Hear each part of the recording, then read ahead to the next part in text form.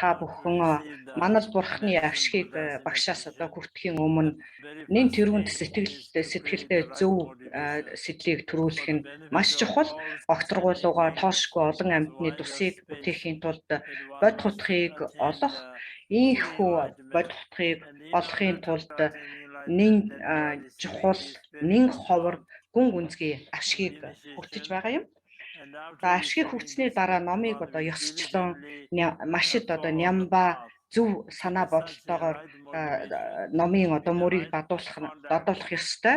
Зөв сэтлийг одоо төрүүлж өөрийн явдал мөрийг одоо машид анхаарад зөв бодол төрүүлж агуулад авшиг хүртэж байгаа энэхүү газар орныг игэл энгийн нэгэн газар бус арьсан орон авшиг хүртэж байгаа багшийг бурхан буддаа харин авшиг хүртэж байгаа бүх одоо шавь нарыг эдэн бурхны одоо байдалтай бодож хэргүй ариун сэтэл